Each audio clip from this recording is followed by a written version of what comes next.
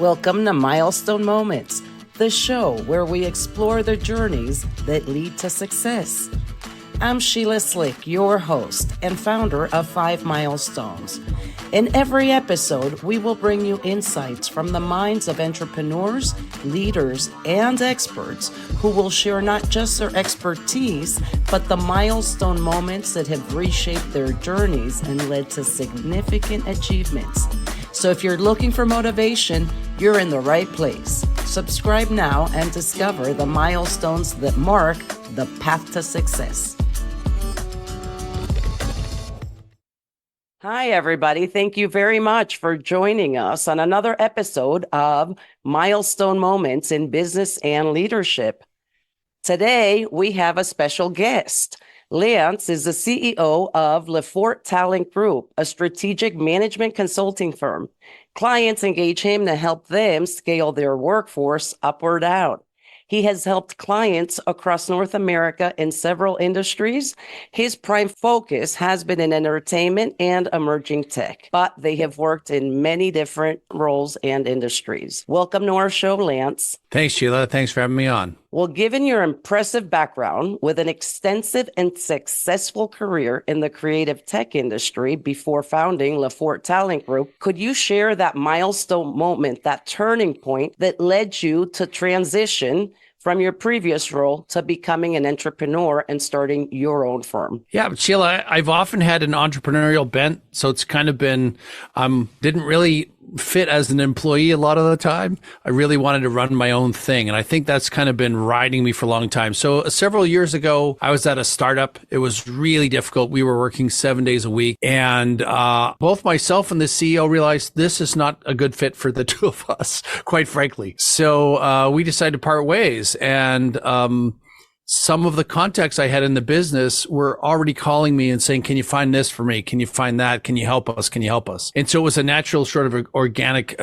turning point where one client just said, I need somebody right away. Can you find this, headhunt down this executive for me? And that sort of was the catalyst for starting the business. And then I found it interesting that some people that have known me for a long time have said, you should have done that 20 years ago.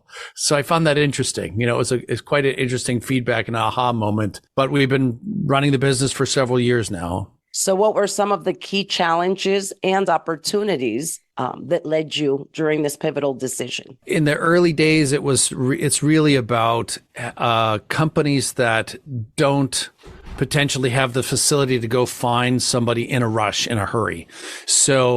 And it's not an HR role. Recruiting is its own specialty. And so our executive search as well. And you need someone with a focus in that. And I had done agency work around 2000, 2001 for a very seasoned recruiter who worked only in advertising and marketing. And so that was sort of foundational for me to work with him for several years and gain the understanding, the framework of how we hunt down senior executives, how we interface with them, how we line them up for potential opportunities. So I kind of went back to my roots. I went back to those experiences and then pitched the people I knew in the industry and said, hey, I'm consulting now. If you have a challenge, whether it's upsizing company or downsizing company, I might be able to help you with that. And then that's how we just kept marketing ourselves. People that know me have referred me into many, many places. And so that was the great thing, that my network was actually helping propel the business forward. Because these problems, I think a lot of companies have, top executive or even middle manager, somebody quits in the middle of a project and posting an ad might take weeks to find somebody new, or there's a number of scenarios. They might get too many applications, or the people that they really want don't apply. So they really need someone, a talent scout effectively, to either be in the market and already have a lineup of people that might fill the job, or to go build a list and market to that list, talk to that list, sell the opportunity and communicate the opportunity to that list. And so that's where we've gotten involved with an awful lot of opportunities. And then I've also been called occasionally where a company has to move offshore and they don't fully understand how to do that, or they haven't done it before. So I've helped companies shut down or decrease their footprint in North America while they're increasing it somewhere else. Does that make sense? Those are some of the opportunities we've worked on. I've got some right now where company's going through a reorg and they've downsized a bit. They're ready to gear up again. Who do they keep for that? Who do they let go? Who do they give second chances to? It's really a succession kind of workforce planning puzzle. And there are exciting challenges to work on. That's the other thing. I really enjoy working with the executive teams, trying to build the recipe for success moving forward. So what size companies do you serve? What is that niche? Yeah, it's a great question. Anything from, I'd say our smallest clients lately have been sort of the 35 to 50 sort of head count, and some of them are trying to get up to 100 to 200. We've also worked with multinationals who have thousands of employees all over the world. So it runs the gamut. I'd say small, mid-size to medium size is probably our sweet spot. But as I said, we've worked with multinationals going through reorgs, or there's an acquisition that's happened, and they need another set of eyes on something. So it's a pretty broad gamut, to be honest, So what are some of the most valuable lessons you can share about leadership? You work with all of these C-suites and these business owners, and then you're also recruiting the talent. So can you share some of those lessons with our audience? I think one of the things that I've seen is there's a gamut of hanging on too long sometimes to cutting too quickly. And you've got to find that sort of formula, the sweet spot, because some companies cut too deep too quickly, and then they have to patch up afterwards. And if they're a little bit too brutal with it, it has an impact on the morale of the people that are in the company. And that morale then sort of accelerates some challenges and increases the friction, not always in a good way. So I think there needs to be a strategic plan in place, and we need to look at each other and have an honest conversation, and then build contingencies, plan A, plan B, plan C, knowing that we're going to strike for plan A, but if we miss it by a few percent, it might end up in B. But again, before you start acting, you've got to have a couple roadmaps in place. You've got to look at this, and also really it's a brutal honesty thing, a modesty thing. And sometimes that's challenging because you have a lot of high sort of personalities, a lot of high performers, a lot of, if you want to use the term alpha, there's that leadership quotient. And do they work well with each other? And, some companies have a dynamic team at the top that is functioning well, and other ones it's siloed. And so it's building bridges between the silos and trying to get them all on the same page. Here's the plan we're rolling out with. So those are some of the things I've observed right away, is to try and gauge how effective is the management team currently, who's on deck with everything, who's on board. And if they're not, how do you bridge those gaps? If they are functioning really well as a team, it's an easier kind of program to roll out. And it is one of those things that there will be cuts at some point, or there will be additions at some point, and you've got to be ready for both. What does the plan look like to manage and communicate through those changes? And that's where, and I think we've all seen it at times, if a company doesn't have the communication in place, you have curiosity in your workforce. They're curious, they're wondering what's happening, and without the right communication strategy in place, they will make up stories on their own. And now you're generating extra energy having to solve the rumors or the gossip, right? If it's done properly, and you get ahead of it, then there's less of that kind of band-aiding the message along the way. Does that make sense, Sheila? It does. And then I have another question, because I have met high-level, C-level executives that have had to lay off up to 2,000 people at once. And there's sometimes a lot of emotions also with the leaders, right? Because from the employee standpoint, you're seeing it as an organization. Do you also help them? Yep. How to be able to make such a change when we're talking about layoffs? How do they handle that as leaders? How do they manage these emotions to be able to make these decisions? Oh, absolutely. It's a great question, because I've had to walk many people through a role play scenario. Basically, this is going to happen, and these 3 or 4 things will be the end result of that. So let's get ready for them, and let's workshop that ahead of time, because you don't want to be doing it the first time in front of somebody. You want to be able to get a dress rehearsal. People, my analogy is always like, people train for the Olympics for 4 years. So there's no way we should go into any of this cold. Let's workshop it. Let's talk about it, and let's prepare ourselves and walk ourselves through it. If we have that luxury of time, that's what we'll do. The other thing is bringing in a guy like me and my company. We are a third party. There's less emotions for us because we haven't potentially worked with these people for several years. So we're a little bit less subjective, and we can say the things potentially that might be hard for an employee to say, because we're the consulting firm coming in saying, look, in our objective opinion, here are the 3 or 4 roadmaps we can put together for you. We can coach you through them, but you don't have to do this alone. And that's some of the things we've done with a number of companies. And we've been the front voice for a few, or we've done it in concert with the executive team. If we're letting, 200 or 300 or 400 people go, I've often been that point person. I'm the first voice because I've done a lot of this, managed them through that. And usually CFO or CEO or somebody's right next to me as we're giving these speeches. So it's just, part of business, but it's a tricky part of business for some people, trickier for others than some. So yeah, we coach through it. We manage through it, but it is something that I've had to coach people through several times. And I script it sometimes for them and say, look, here's the script. Now imagine this is happening and you have to give the script. And so we walk them through 3, 4, 5, 6 times. If they haven't done it before, if they've done it before, then it's easier. Oh, here's what I was going to say.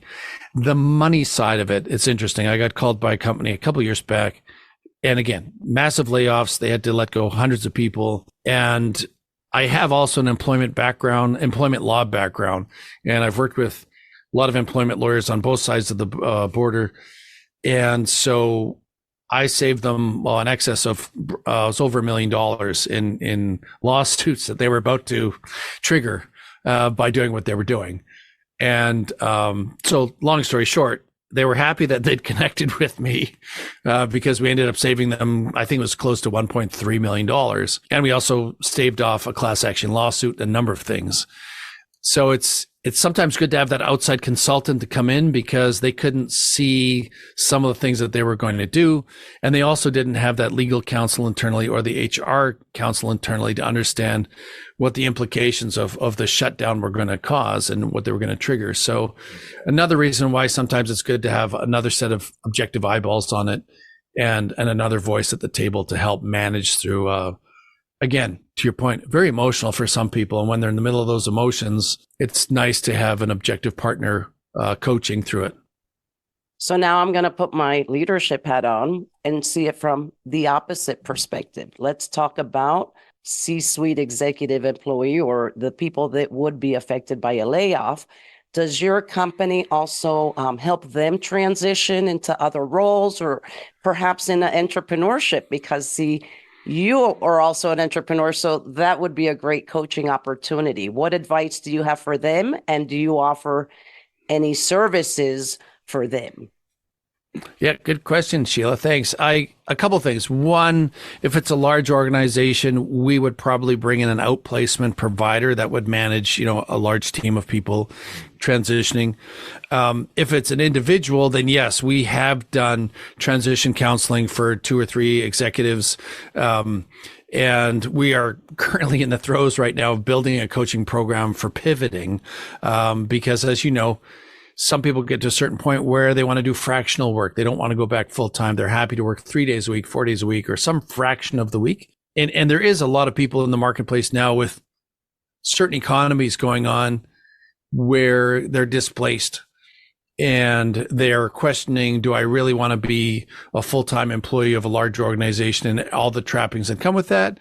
Or do they want to be a little bit more entrepreneurial and be in a consulting role? So we're looking at a framework we're building right now for exactly that, training for fractional executives and the marketing of fractional executives, because one of the biggest challenges a lot of people have when they leave kind of the ecosystem of having a job and being an employee is they're running a business now. And the sales and the marketing aspect for a lot of people is very foreign to them.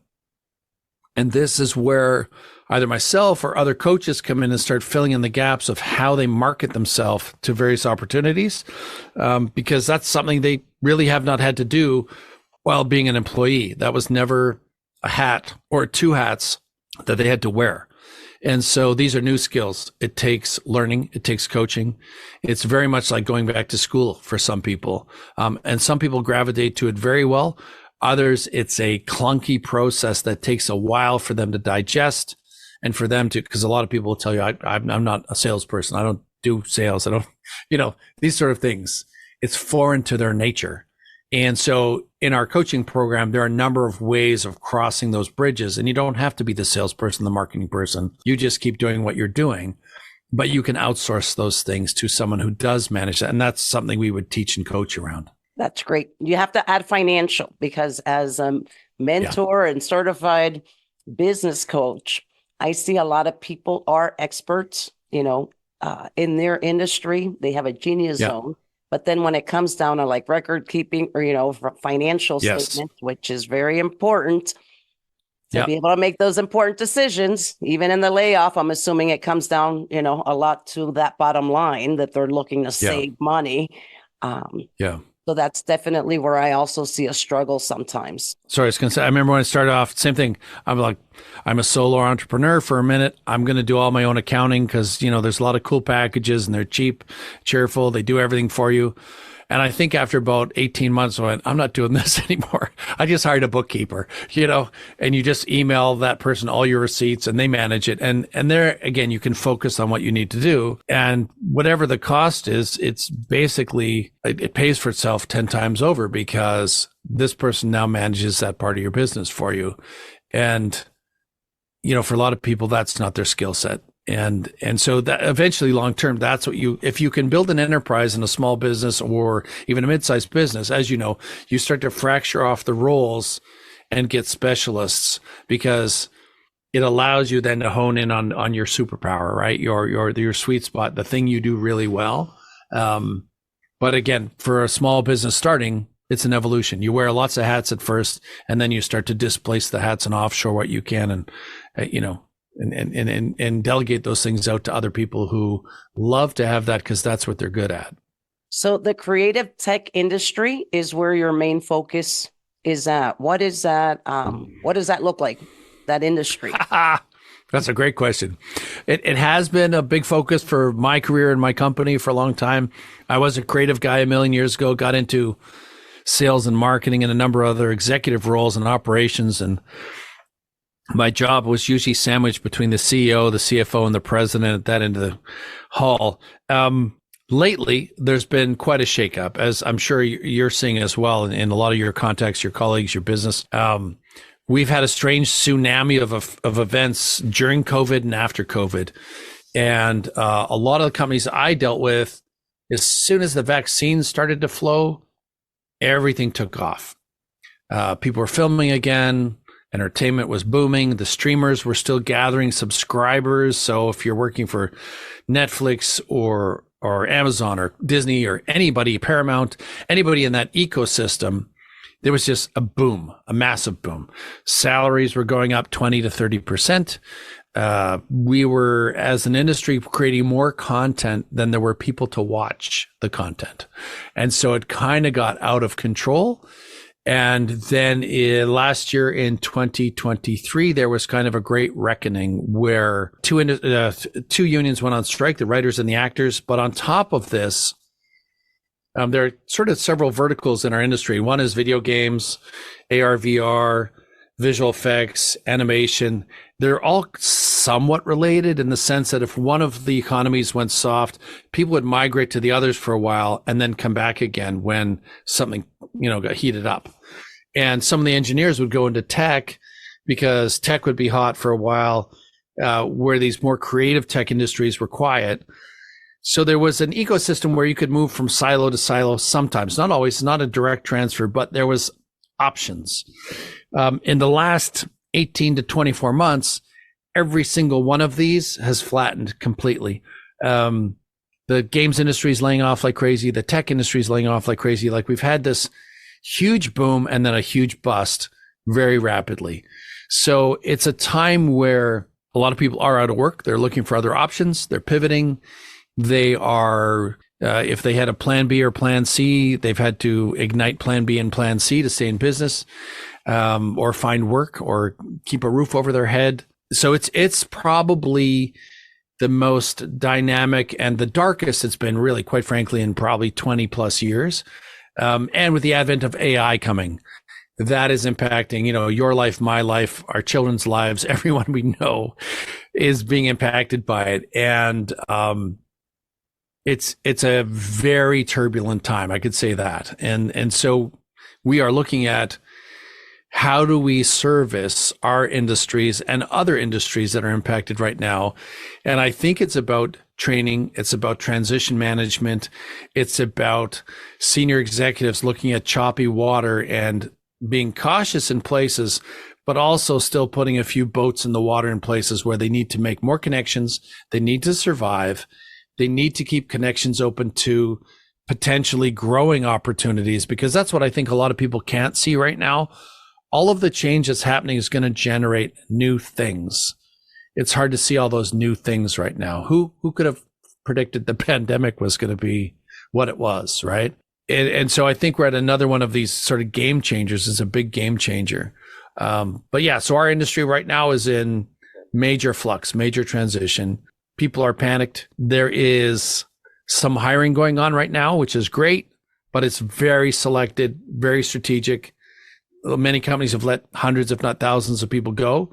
And when they do that, quite often it illustrates to them, oh, we shouldn't have let that person go. Maybe these 10 we could, but that 11th person, we really needed that. So then they will strategically hire back key roles. And I think we're going to see that for a few months. And then hopefully later in the year, there's a leveling out and then a gradual rehire of certain people for certain facilities. But a lot of that remains to be seen. There are some people saying it won't come back, or portions of it won't come back. So people are going to have to retrain. They're going to have to look at option B, C, D, and figure out what they're doing with the rest of their career, because some of these careers might disappear. Because AI is impacting so many things. If it was a highly manual process that can be done by the AI tools, some of those will go away. The other thing is AI is just going to speed up certain processes. So the things that an ad agency would have needed 2 or 3 weeks to do, they can probably do in a much shorter time frame now. And so the clients will just potentially ask for things faster. But again, we're in an evolutionary stage right now. I'd be unbelievably curious to see what this looks like even 12 months, 6 to 12 months down the road. So with this in mind, what would be that one thing, one piece of advice that our listeners can do to take action today so that they can be prepared for a brighter future? Sure. I think they need to be looking forward and studying everything to do with AI right now. If it's going to be a game changer, they want to be educated and on top of what's happening, because if they're in a room with 5 other people who haven't been, they're all of a sudden a subject matter expert. And so study it. Don't be afraid of it. Dig in, absorb it, get on a number of different subscription lists, because I've got them in my inbox every morning. There's about 6 of them that come to me, and I read through them, not all of them, but I browse them to see what are the major changes, so that I'm at least aware of the changes that are happening. That would be my main sort of comment for a lot of people is do not fear the technology, absorb it, understand it, figure out where it's going, and plan forward 2 or 3 options. If this does not happen by X, what is my backup plan? Very much like CEOs and CFOs look at their business, individuals need to look at their career the same way right now. It is, you're running your own career, your own business. What are your contingency plans? Don't be a victim. Don't say, well, I really waited for this and it didn't happen. No. Plan out 2 or 3 options, start moving towards those. And if you can fit in an hour or 2 a week here and there to start studying something new, then do it. Fit in the book, fit in the Audible in the car, in your headset or over your speakers. Start listening and opening up to evolutionary ideas, what's happening. And, that's really what I think a lot of people need to do. They have to get their game face and their mindset around our working life is going to change a lot more so and quicker than it has in the past. And so that would be my advice, is open up to it, start looking forward, and build in 2 or 3 contingency plans. And what do those business plans look like? Just like you're the CEO of your own career, rather than being dependent on a company to deliver the job to you. That might be, I would not recommend that be the way you look at life right now. It'd be definitely get ready for change. Well, thank you for sharing that. I am all about continuous learning and embracing change. So I really enjoyed that piece of advice. It hit home. Our audience, they can follow you, or you have a podcast, Talent Thrives Here by LeFort Talent Group. How else can they reach you if they'd like to learn more? Yeah, I'm on LinkedIn pretty regularly, so that's easy. Or our website is www.leforttalentgroup.com. Any way they want to find me is there, but LinkedIn's easiest. A lot of people just drop a message in my inbox on LinkedIn and we connect there. Well, thank you so much, Lance, for your time. It's been a pleasure having you on the show, and I'm going to tune into yours. Great, Sheila. Thanks so much. And I was listening to your podcast this morning, really enjoyed it too. And I will listen to as well some more. So hopefully we can connect at some point down the road again. Thank you very much.